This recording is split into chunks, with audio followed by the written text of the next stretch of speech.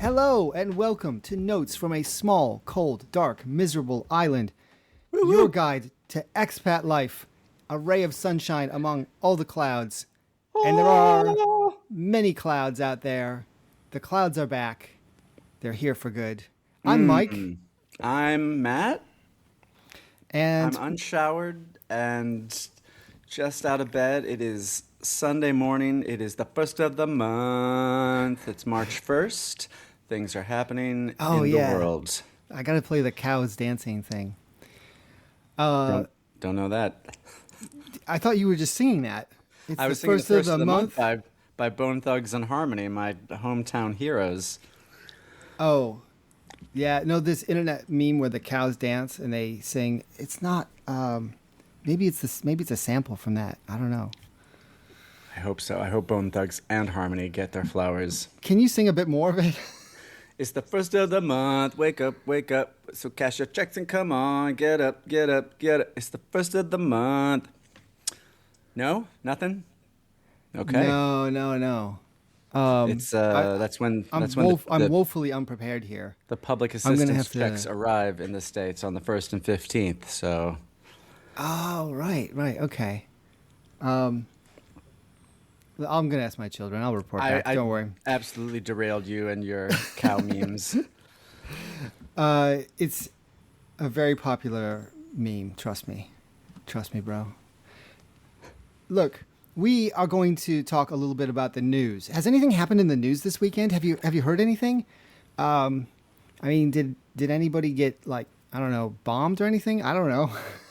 Well, I was at two children's birthday parties on a double shift yesterday, so I came home around midnight and opened up the feed and hung my head. So that's kind of where it's at. Just if you're listening to this in retrospect, yes, this is the, what are we, like 24, 36 hours since the U.S. and Israel started a war with Iran. Yeah, I don't think we need to talk much about this because it's just very sort of sad. We'll talk a little bit about the State of the Union in a little bit. I know you're preparing to cover the State of the Union, and then before you even have a chance to do a podcast, some other shit. A war just starts. Yeah. This fucking guy. Uh, I guess it's good for our business, you know. I mean, I mean, we it's do the direction another of travel. yeah another notch for thank God I'm here, and just having a text conversation with a couple people yesterday, and you're just sending text messages that are like, this is some grim shit, and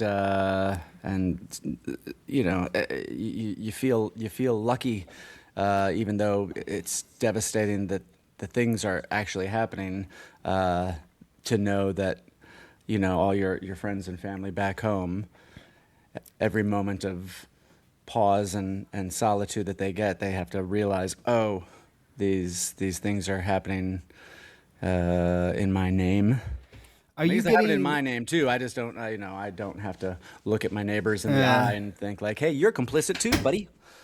Are you getting the sort of texts or the emails that say show up to the protest tomorrow? I'm still in all these sort of like local groups and stuff. That's like, we got to show our opposition to the imperialist blah blah blah blah. Yeah, those hit me. I mean, I'll go and hit the streets once or twice a year if I can find the time. Such a poser. Would love to be out there, but like, how many trips to the embassy can you take to be like, hey, yo, we know likey. Yeah, I'm a very firm believer in the complete uselessness of protests, but maybe I'm just like taking the black pill. I'm sorry. Yeah, I'm sorry. you took the journalist pill. For many years I was basically just banned because of my Right. job. I'm not banned Yeah. anymore. I can just protest whatever I want. I don't know. Maybe it's just all worn down on me. I don't want to generalize here. It's very personal. However, let's do a more bureaucratic story, which is actually Yeah. potentially more useful and something that you might be able to do something about if you're listening. And I noticed this because, stories popped up in the media about this, and they always quoted people who had no idea of this change. And the change is, if you're a British citizen, but have a citizenship of another country, which is the case for me, not the case for you, but the case for your child. A daughter checker, yep. Yeah, exactly. And I think this is probably the situation that most people will sort of find themselves in, where it might be like a family relative, right? So we're used to in the U.S. context always having to take the U.S. passport to enter the U.S. And now Britain is basically imposing the same rule. So if you have a British passport, even if you have a passport from a different country, you have to enter the country on your British passport. Seems like a pretty minor thing, but if you're going back and forth between the two countries, you got to just remember to bring both passports. And apparently, this wasn't very well publicized. And some people are saying, oh, gosh, what are we going to do? And then there's all these sort of like edge cases where people are like trying to renew their passports and have a trip planned next month. And it's after the cancel the flight rule to the comes memorial, in and missed the 80th birthday party. Yeah, this kind of thing. And I do feel sorry for these people. It's probably not like hugely widely the case where loads of people will be sort of caught out. But you gotta just be aware. You just gotta take your passports. I don't know. You can't guarantee that they're gonna send a letter in the mail or send an email, or that you would even see that, because we're so bombarded with contact that says. As far as I understand, look at the changing. Yeah. There's no register of people who are dual nationals, right? Like the U.S. does this too. And there was earlier on this series, we talked about the bill that will go nowhere to ban Americans from having dual nationality, right? Mm-hmm. But there's no like database that says, oh yeah, you're a dual national. Not yet, Mike. As far as I Not know. Yet. I mean, well, I guess I'm trying to say that I'm saying this with great confidence, but maybe there is. But they didn't. So there was no like attempt to contact any of these people. And as far as I understand, it was sort of like, oh, we're going to publish something on our website, and then that's it. Right. So which explains these people's confusion. If you, like us, have dual nationals in your family and you are crossing a border, just bring everything, kiddos. Like this is what we do with my daughter. She shows one passport on the way out and shows another one coming in. We have the other one on hand should they ask. Yes. If you've got nothing to hide, why are you acting so guilty? You're very prepared, though. I think you're probably always sort of extremely prepared. I only had one time when I was sort of caught out on this, and I remember it distinctly because I was in the airport at Kennedy or Newark somewhere, and they actually hauled me aside, and they were like, "You're coming with us." The little room? It was July the 9th, 2021, and I remember the exact date because at that moment, England was losing the penalty shootout in the final of the Euros. That infamous Euros, yeah. And I distinctly booked the flight for the final, and I sort of had this vague sort of to thing. Get out I was of like, town? No, because I was just like. I was like, oh, that's the day of the final. Well, England's never going to make it, so, like, who cares, right? I was like, oh, it'd be cool to, like, see it at Wembley or something. But, like, actually, living sort of close to Wembley, I was like, whatever. It's not that big of a deal, and England won't be in it. But then England was in it. Then they made it to the shootout while I was being questioned by immigration officers. And basically, it took about 5 minutes. They were just like... You checked in, and this was COVID times too, remember? So there was all these sort of weird rules, and I had to fly via Spain, and for some reason I had flashed my British passport, and that sort of triggered some sort of alarm in New York. That's it. Took about 5 minutes, and they were just like, okay. Oh, yeah, don't do it again, they said. Right. I was like, well, what did I do? And I didn't really mean to do it. But you were flagged. Exactly. All those other times when they could have picked me up for other reasons. I think just the lesson is, you said about, are you on the list for American protests and stuff? I think if you are living here, just allow those channels to be open. Make sure that the emails that communicate that sort of thing are not going to the wrong folder. If you're planning a trip or making a major life change, then do a quick search. Make sure your ducks are in a row. Don't get caught out by continually shifting standards and procedures. That's my advice. And I think that, unfortunately, because of the nature of the administration, it's like, you hear sometimes people, it won't sort of affect us so much, and it won't affect the listeners of this podcast so much. But I often have people sort of say, oh, well, if I'm going to the U.S., should I bring a burner phone, or should I wipe my social media or whatever? And the truth is, really, if you're a foreigner, be cautious, right? If you're an American, they probably won't care. And that's just a sad sort of comment on the lack of an open society that the U.S. has become these days. Right. It's this thing that's been threatened. Are you talking about we're going to check your socials at the door sort of thing?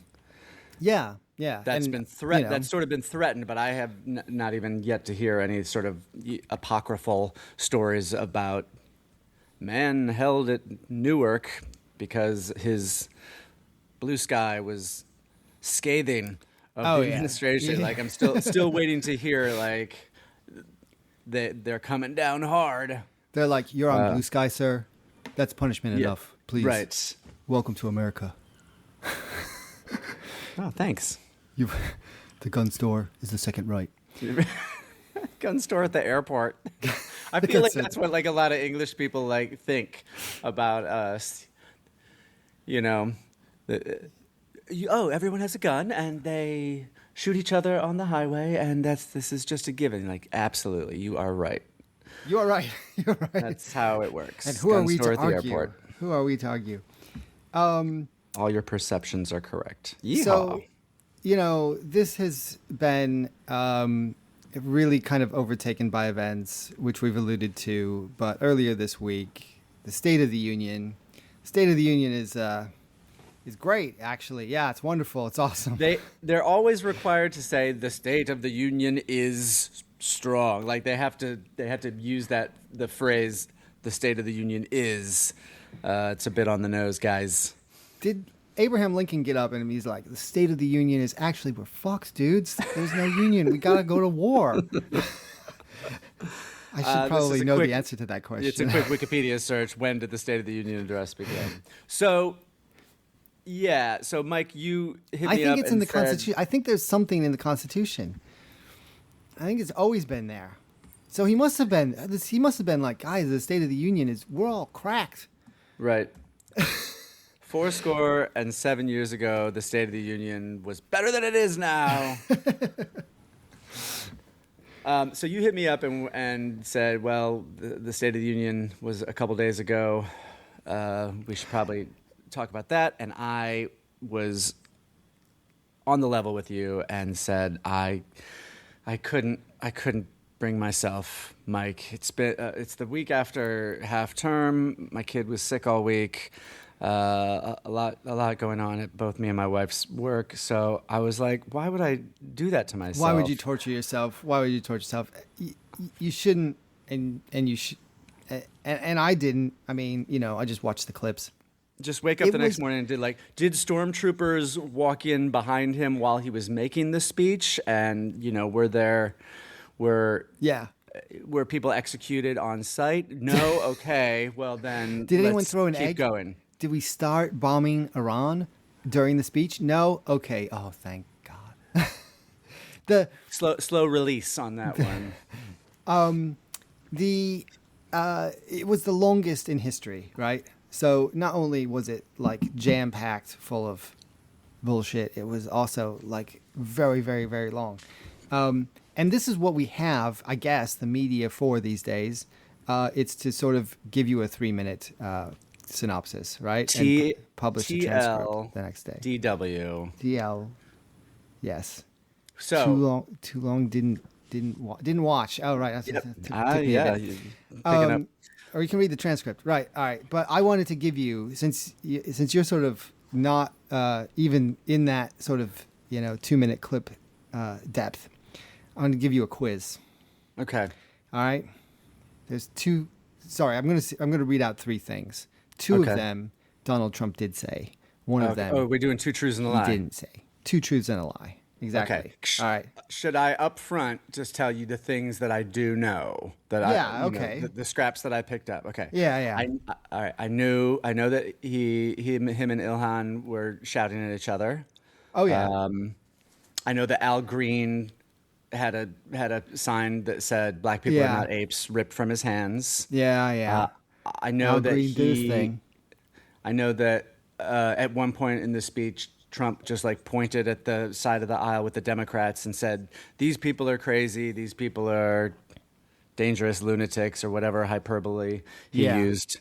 And then I know that Robert De Niro did a rebuttal speech from the Godfather party. I don't know who he's representing, but Robert De Niro had a filmed response to this that for some reason.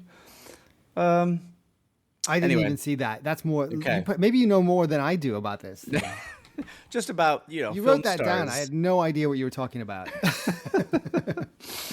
I'm gonna have to Google that now. You probably don't want to. It was probably just PR for the upcoming Meet the Fockers sequel. Counter State of the Union event. Jeez, I'm gonna have to watch this one. It's like the counter halftime show. The Hollywood Reporter says Robert De Niro tears up over Trump in raw interview. Is that the same thing? Condemns Trump. He feels betrayed. Gosh. Took you. We love Uncle Bob. Yeah. All right. Gosh. All right. Anyway. All right. So I'm ready. That's ready for later. my Here you go. All right. 2 truths and a lie. Number 1. I ended 8 wars. Okay. That's an old school one. Number Just 2. Sidebar. Oh, you're gonna get okay. Go ahead. Do you want me to do them all at once? Yeah, or do you want to just do them one by one? And then I'll. Yeah. All right. Number 2. Some of them might be more preposterous than others. Okay. Number 2. The bombing. No. I'm going to bomb Iran on Saturday. No. Number 2. The 10 billion barrels of oil under Greenland will be ours.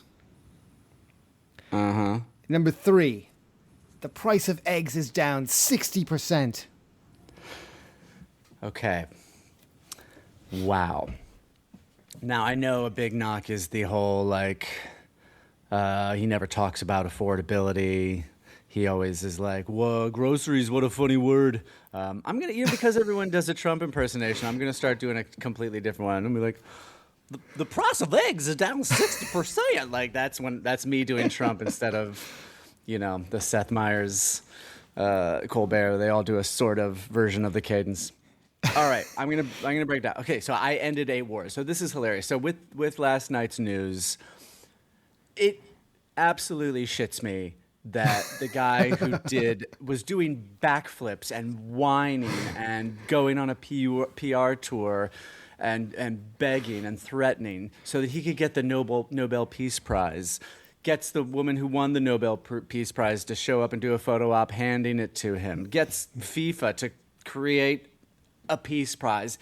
And then the first effing chance he gets, bombs over Tehran. Well, to be fair, that lark of him wanting a chances. peace prize is sure. I actually wrote that. I didn't do this deliberate. Maybe it gives you a hint here, but I wrote all these. I wrote these 3 truths and a lie, 2 truths and a lie, a couple of days ago. So actually, before the war actually started, right? Before he started a war, so he didn't add. No, I ended 8 wars. I'm going to start another one. No. He has said this before about how, he showed up in the first month and was like, "I ended 8 wars." But when did that happen? He just takes responsibility for the for peace everywhere. Right. All right, number 2, the 10 billion barrels of oil under Greenland will be ours. This is such a mustache twirling line from a 90s Pierce Brosnan James Bond edition that I obviously want it to be a lie, but I'm going to hold off on calling that one the lie. That leaves me with the price of eggs is down 60%. Curious. Well, curious because, like I said, he rarely addresses affordability. So 60%. I wonder whether he would go higher and say the price of eggs. The price of eggs. I did that already. I'm gonna go with C. The price of eggs is down 60%. Oh, as that's the lie. I'm sorry, that's not the lie. I'm sorry, you're wrong. You're This wrong. is Greenland. It was Greenland. Yes. Okay. It's Greenland. He did not say after all the Greenland stuff. He didn't say Greenland once in the entire speech. Embarrassed, just In the entire embarrassed by the whole speech. thing. Okay. Yeah. But the other two are things that he said. I ended 8 wars until Saturday. So I got 9 in the can, you guys. Don't worry. It's 1 in, 1 out. Oh yeah, and he will be like, yeah, I got it. I will stop this war. I will stop this war. I told you I would stop the war after I started it. See, I held to my word. It's 1 more. 9. I said 8. It's actually 9. It's actually 12. Yeah. So The the Infinity rapidly War, I ended that. I got the stones back. the rapidly out of date State of the Union. I'm glad we can clear that up. So yes, any commotion or gotchas that would have left hanging out there on the line have now just been steamrolled over by the next move. I texted my friend last night, strongly worded email from the Democrats incoming. We'll see if any sort of war powers resolution after the fact takes place. You know, the that has been on the table, I guess. But you're right. We'll see if they do anything more than say, bad man, bad man, orange. I think we need a little bit of light relief here. Okay. You've been watching some entertainment stuff that you wanted to recommend to our fellow expatriates, and let's talk about some better stuff. This is real, like this 180 switch here because, like I said, it was half term. A lot of time with the kid, and I haven't done a relevant reco in a while. Relevant recos, things that you might be into, for Americans who are British and British Americans and boths. So I've got a couple. They're both really basic bitch. After we mentioned Edgar Wright, because our guest last episode, Derek Miller, was in his latest, The Running Man, it occurred to me that my wife had never seen Hot Fuzz. This is the second in Edgar Wright, Simon Pegg's Cornetto trilogy after Shaun of the Dead and before The World's End. This is 2007.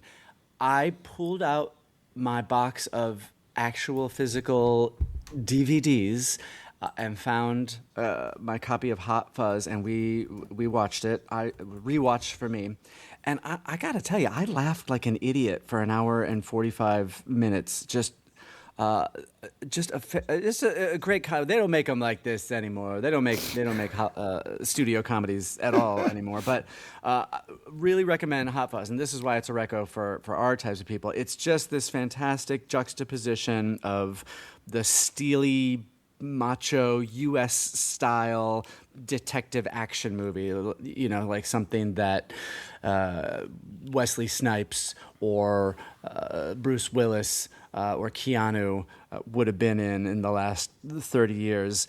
And then taking those tropes and throwing them into English village life with all its quaint cuteness and idealized folksiness. So, what a great kick. Great cast. Lots of some in the first half hour. There's this amazing string of cameos, just one-upping themselves. I won't spoil it if you haven't seen it. An endless amount of quotables. This is the movie that has Yarp and Narp.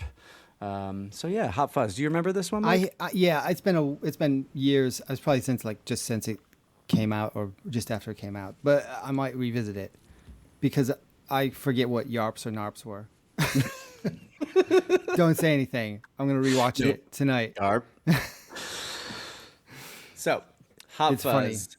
funny. It clashes our two cultures. There you go.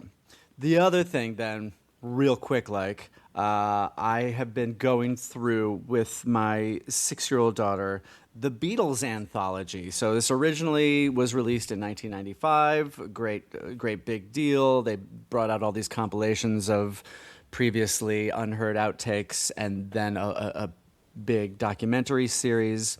So in 2025, late last year, they put out a new episode and a new compilation. They scraped, and they found some. They found some more outtakes. They took another track that was a demo and said, "Hey, the Beatles have a new song out." Anyway, so my daughter was AI involved. Clearly. AI was involved, wasn't this Yeah. the thing? Yeah. So my daughter knows a handful of Beatles songs, and always just trying to normalize and bring her into the world of adult entertainment. So yeah, I think obviously the Beatles are very big in the States, and this documentary series that we're working through, I think we've watched 4 of the 6 episodes so far. The Beatles Break America, the British Invasion, the landmark concert at Shea Stadium. The Beatles, obviously, I'm not saying anything. It's like saying, you know who's a good playwright? William Shakespeare. It's part of this is a segment I'd love to do some time, or we could do it with every one of our guests after we ask them what their Trader Joe's go-to is asking folks like, what radicalized you? Was it the Beatles? Was it Shakespeare? Was it Monty Python? Was it Kate Winslet? What was the thing in British culture that made you be like, they're cool, I want to be there?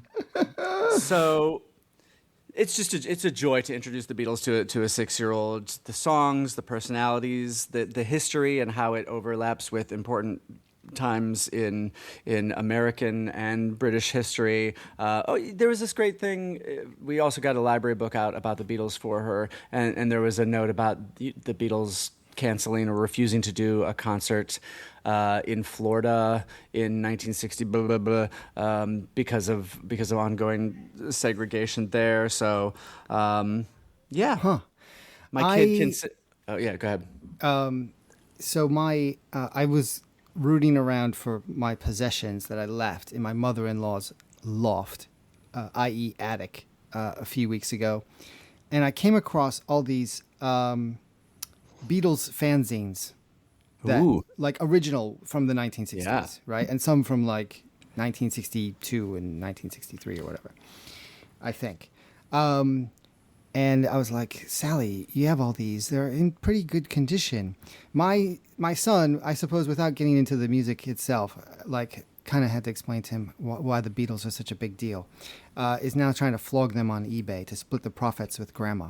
That's but they're remarkable because, like, actually, if you page through them, I'll bring you a couple of samples next time we actually get together in person. Nice. Because it's really quite like cool. It's like, you know, this is the biggest band on the planet, like probably ever, relatively, right? Mm-hmm. And like it, and I don't think they're actually writing letters back to these people, but it's pretended, but they're pretending, right? They're like, you know, somebody, you know, some like 16-year-old girls writing in from somewhere in Canada, and supposedly getting an answer back from Ringo or whatever, right? I don't think it quite happens like that. However, the sort of the amateurishness of it is remarkable. You know what I mean? Like what the kids today might call the relatability that is expressed through these things is pretty insane. I have had to explain Beatlemania and having a almost 7-year-old daughter who's getting increasingly more interested in pop music and pop culture. Why are those girls fainting? Well, explaining the mania of it and the screaming crowds. This was just part of the background for us Gen Xers growing up. I feel like there were always documentaries on about Beatlemania and the civil rights movement, and you watch these old news footage, and that was part of the. I've said this a million times to you, Mike. Part of the monoculture, and now it's interesting to have to curate it to a kid and drip feed to them what used to be ever present just by having a television that was on a Sunday afternoon.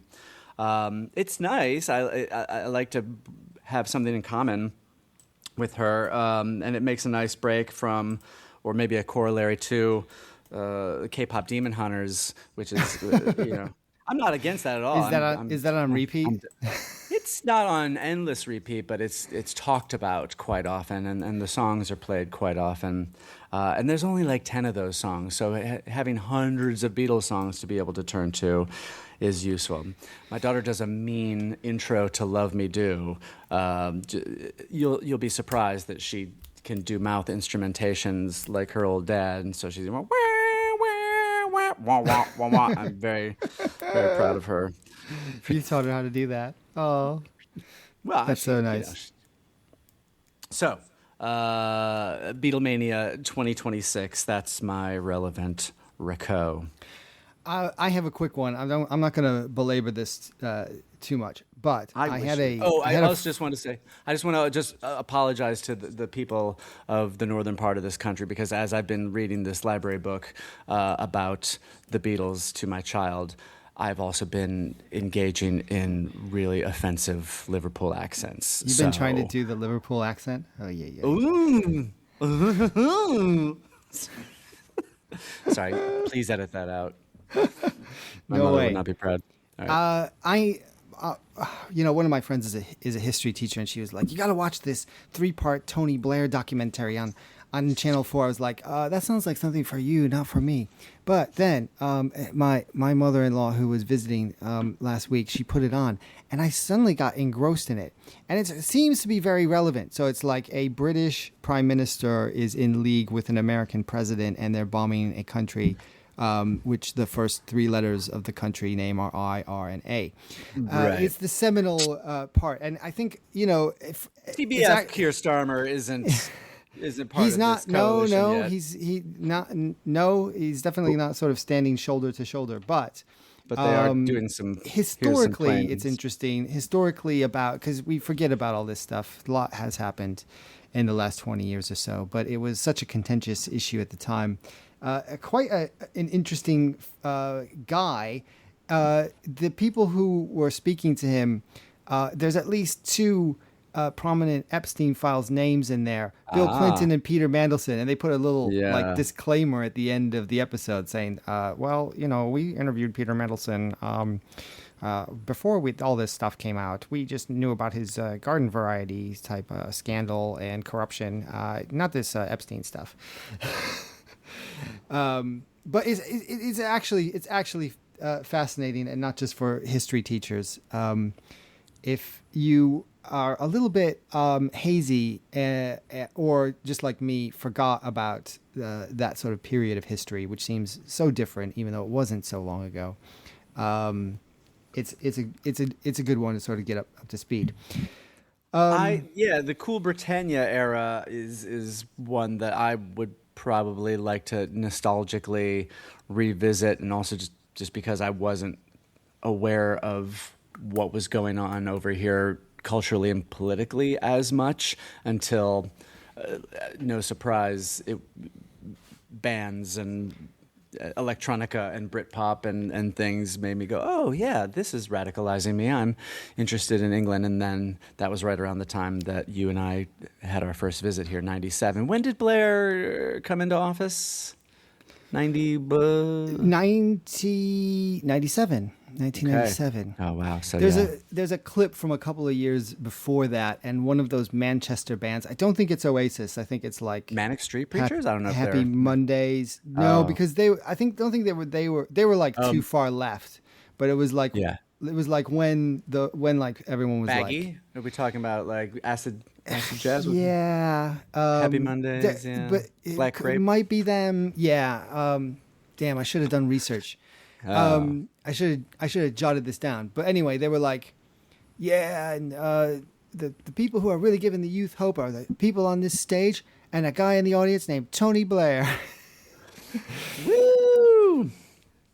But it definitely at least for the first sort of in the mid 90s was this sort of like cultural phenomenon where everyone thought he was like hip and young and stuff.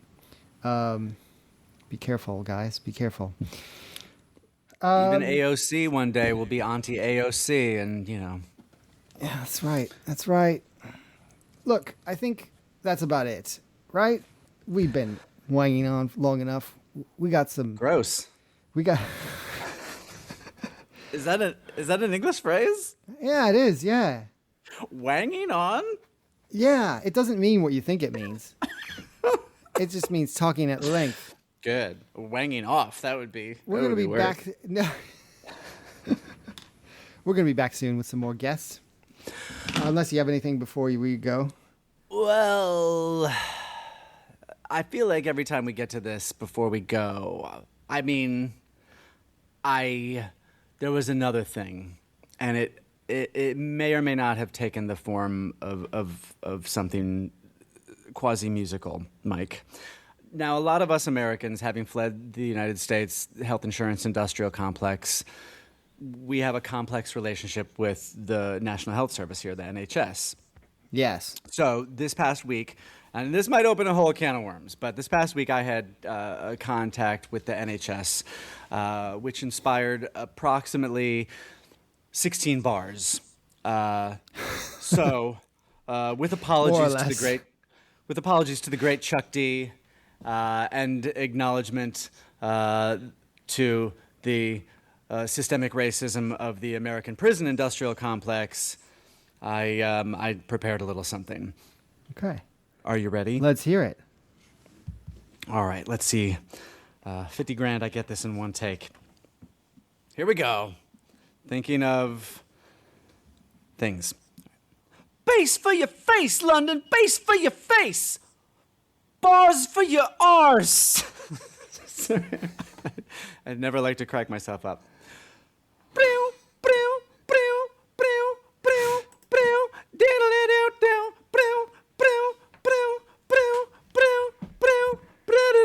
I got a letter from the NHS the other day. I opened and read it. It said they were screeners. They wanted me to check myself for bowel cancer. Picture me giving a shit. There's a chance, but I have to get a version to my own poo. The kit's instructions said that what I have to do. Pinch one out somewhere not inside the bowl. Go log scraping and capture a sample. I guess I'm willing cause it's nice that someone gives a damn. See, I'm American. I spent a decade on that luck plan. Then thanks, Obama, I got to pay a Blue Cross CEO to keep reducing coverage while increasing premios. I got belligerent. Now I'm an immigrant. A GP surgery near my home's accepted me. They'll check my stool for blood that feels good for the soul. I got to go now, cause I'm looking for the role. Now they got me in the loo. I apologize. That didn't all scan really well. It was 2 a.m. last night. I was working on that last bit. That it shows. Wow. Yeah. I hope there's nothing wrong, man. Well, time will tell, Mike. I have to Oh. I have to perform the test and put it in a little baggie and then just put it in a post box. Just weird to have to just like drop it Yeah, in a you post box basically just drop amongst it. people's like letters and eBay packages and stuff. It's it'll be in a tube and then that's in plastic and stuff, but just the knowledge that it's in there. The poor postie. Yeah, I know. He knows. Probably, like, there's not a whole lot of things that people use the actual post for. It's like 50% stool samples or urine samples, he says. There's piss and shit all over the Royal Mail. Let's be honest. Well, I mean, streets of London. I mean, it's like any corner, some He's just drunk or like- dog has defiled it. He's just like, I got a bag of shit back here. Oh, man. They must know. They must be like, I recognize these Mylar pouches. yeah. I know Yeah, it's yeah. in here. Yeah, the ones with the smears on the... Oh, man. I didn't want to get into this, but here we are. Just the instructions alone are worth the price of admission. You did want to get into it. The fact that someone had to make a drawing, one of those like little, illustration. They're never like very great illustrations. They don't get comic book artists to do this of here's what you do. So that someone had to draw a representative looking poo. Yeah. We have emojis for that these days, guys. Come on.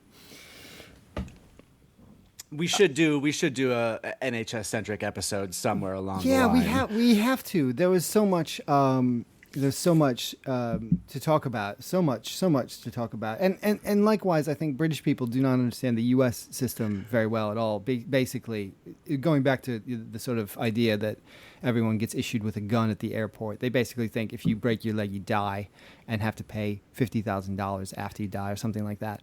And it's Right. much more complicated than that, obviously. That was the first one that I've really got some autobiographical detail in my lines there, just about like I was one of those people on the luck we plan. should make it a And then Is that what they call it? I had to look this up. I sent a text to my buddy, because when Obamacare came in, they're like, you don't have to be on the luck plan anymore. And I felt really seen because I had spent years as I get a poor it. I get artist it. being like, I hope I don't get run sick. over I hope by I don't break my car leg. plan. But I can't afford insurance. And then Obamacare came in. It was like, you have to have insurance. And here are some of my friends in the insurance industry to accept your money. And I was like, oh, I guess I'm going to take on this full-time job that I don't want now so that I can have insurance for my family. And then, like I said in the quote-unquote song, just a few years of getting that annual thing of like, you get less coverage now and you have to pay more. And that was a real thanks, Obama moment. Yeah. People did definitely. Sorry, there's some people shouting in the background of this hermetically sealed studio. A full NHS rundown coming up very soon. More guests soon. We are lining them up. Remind the listeners how they can get in touch. Yeah, so once you're done giving us a big fat 5-star rating, subscribing, just do all the nice things that you know how to do with a program such as this. Once you're done doing that and you have an idea for a topic or an anecdote about your NHS experiences or whatever, or you want to present you or a friend as an amazing guest on our show about Americans in England, hit us up. colddarkmiserablepod at gmail.com, and we'll get right back to you. colddarkmiserablepod at gmail. Great. Thanks. Enjoy the rest of your Sunday. Go shit in your bag.